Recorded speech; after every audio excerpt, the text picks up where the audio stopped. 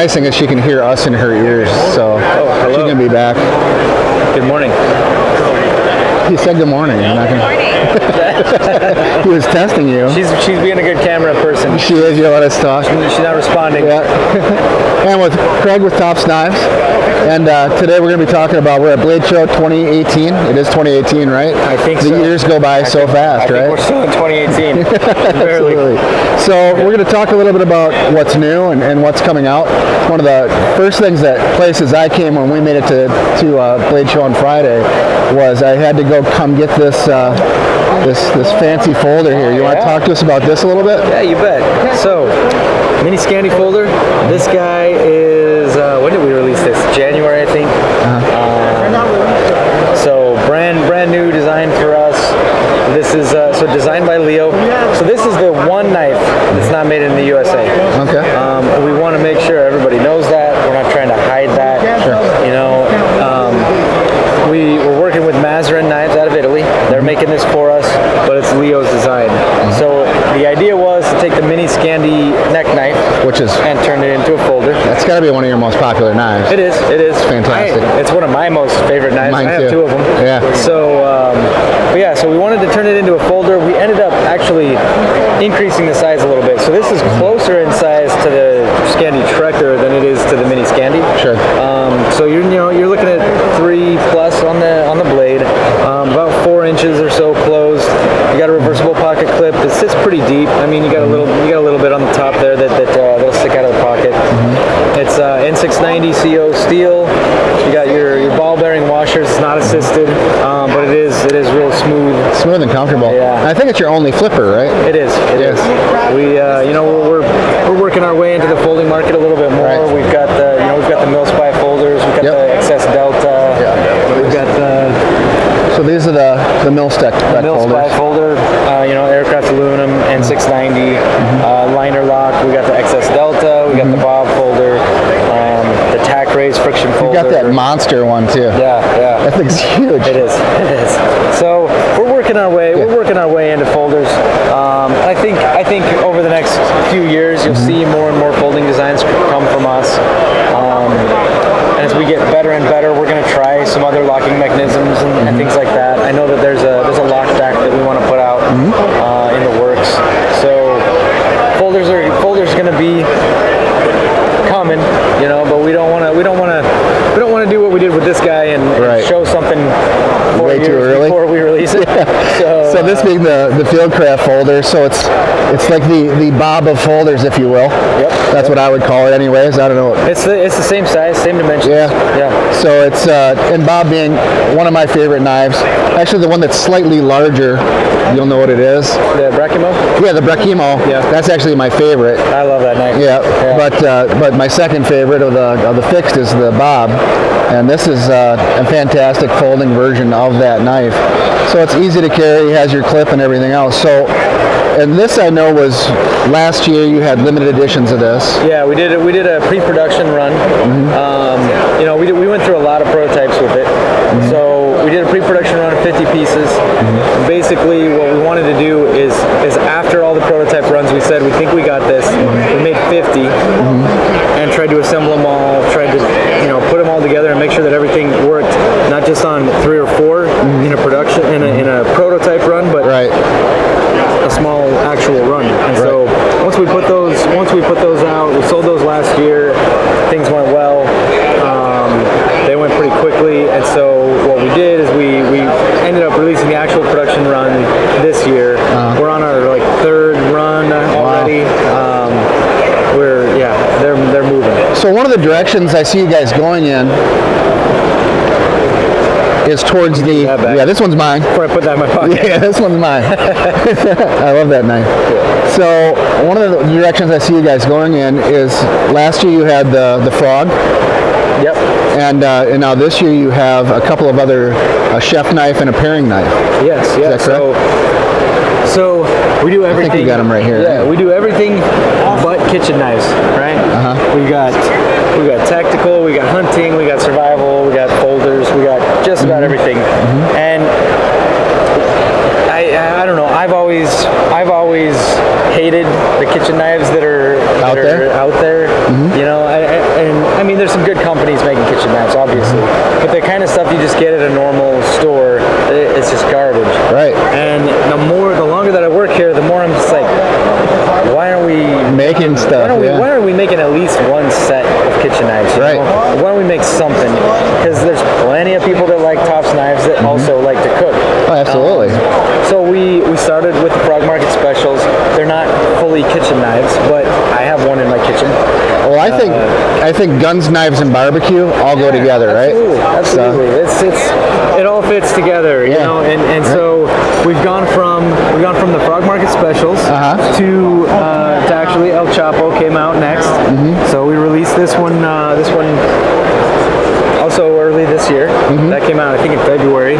So we've been selling El Chapo.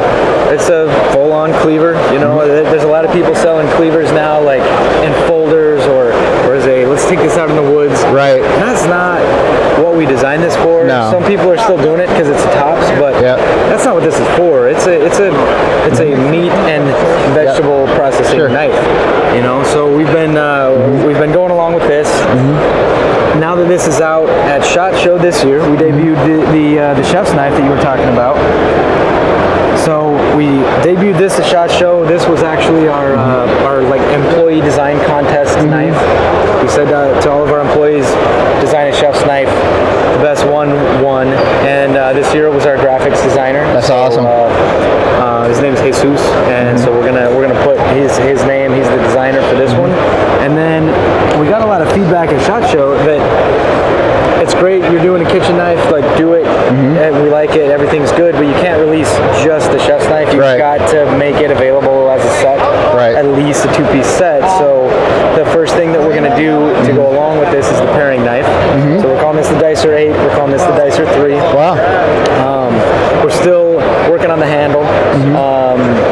As soon as we get back from Blade, we're going to kind of look. We did a poll on Instagram and things like that. So as soon as we get back from this show, we're going to know what we want to do with the handle. Right. Get that going. Right. And so hopefully this will be out, 2 or 3 months. And my vote is for red with the black cross section, just so you know. So this red and black instead of blue and black. Yeah. I'm getting that a lot actually. Yeah. So that's we're looking at that. We got a sample that has just red on top of black, rather than the red and black mix. And people like it, but they look at this and they say, "Oh, that's a Tops." Right, exactly. The cross section makes it Tops. Yeah, when you see those X's, people know right away that it's a Tops. If you look closely on this, you can see it, but you have to do this thing. It might be a Tops. Oh yeah, it is a Tops. Yeah. So we're gonna probably end up doing something along this line, either the blue and black or the red and black, and it'll tip everybody off that knows us that oh hey, that's a Tops. So chef's knife, pairing knife. The plan is to add a slicer, probably a bread knife, and make this a full set. Yeah, that'd be great. So that people can have Tops in their camper, in their bug out bag, and in their kitchen. Yep. It'd be cool to have a pyramid block with Tops on the side with all the knives in it. We're working on some kind of a block. I don't know how long that's going to take. Well, no, but it'd still be cool, yeah. But yeah, we'll get that figured out at some point. So did you design any knives this year? Not this year. Last year I designed the Yacare. Yeah, that was cool. Everything you've come out with so far, I've really liked. I realize that almost everything is done by Leo. I get that. Yeah, well, and I mean, we work with outside designers, and we always have. Right. And we've got, probably over 50 designers that we've worked with over the years. Sure. And that's why our line is so diverse. Oh yeah. You can find a knife for literally everything. Once we release the kitchen knives, literally everything in our line. And as good as Leo is, and he's a magician. Sure. There's only so much he can do. Right. Some of the designs, like what we get from Colin Despins, or what we get from a guy like Johnny Sy, or from Joshua Swanigan, from Joe Flowers, and guys like that. They all have their own style, and what Leo does is he finds a way to make it work with our style. Oh yeah. And so that's how Tops gets its style. Really, it's Leo. Oh yeah. So. Right. Is there anything else specifically that you'd really like to show off this year? You know, there's the other knife that we're debuting here. We don't do a lot of debuts at Blade Show. Mostly it's we debut at SHOT Show, and then we release throughout the year. Right. But the other one that we're actually debuting here is the SXS rather than the SXB. Right. So EJ Snyder wanted a smaller knife that was usable in different scenarios. Probably because he couldn't carry the other one any longer. Yeah, he's getting old. I have that one, and it's like, it'd be great for like a 20-minute competition, but after that, carrying that thing around is really, really heavy. Yeah. But it works fantastic. Exactly. So what he wanted was he wanted a companion type blade, something that you carry the SXB, but you don't need to use it for everything. Right. Your smaller tasks, which is most of what you're going to cut. Right. A smaller knife is going to do the job. Yeah. So that's what we got going on here. He wanted this handle to be pretty narrow with lashing points at the back and the front, so it could be attached to a stake, so that it could be, you could take the handles off and put paracord on it. Use it as a spear or whatever. Yeah. We wanted it to be still multi-use, multi-function, and so that's what we've come up with. We're working on the sheath design now, so this thing should be ready by SHOT Show. So I've noticed more and more over the years, you're starting to move a lot more into the Kydex realm versus the old style with the flip over pouch. Yeah, see, the nylon is good. There's for everybody that hates their nylon, and we get that a lot. Is people say, "Oh, well, why are you doing this?" For everybody that hates our nylon sheaths, I can tell you there's just as many people that stop by our table and say, "Oh man, I really like that sheath." Yeah. And to each his own. I have a few nylon sheaths, and I like them. They're comfortable. They move. It's a cloth, so it's not abrasive on what you're wearing. It's easy to carry. It lasts a long time if you take care of it. So I don't have a problem with nylon. I actually really like the nylon for the simple fact that I can throw it in a bag. I can tuck it anywhere on my pack. It's covered. Nothing's going in there. Everything. So it's perfect. But people want Kydex, and I understand why, because I also like Kydex. Oh, I do too. So, but those sheaths, the nylon ones, are almost a hybrid. Yeah. Because when you guys form and fit every one of those sheaths before the knives come out, so there's actually an insert inside of the nylon that you form to the blade. So when you put it in, it has purchase to it. Yeah, they fit. They tend to have a little bit of rattle because they're not meant to be Kydex. They're not meant to have that click and everything. So there's a little bit of rattle, but they fit. Right. They fit the way they should. They're not made as retention devices like Kydex is. Yeah, exactly. They have a strap that goes around plus the cover. Not only that, but they're convertible too, right?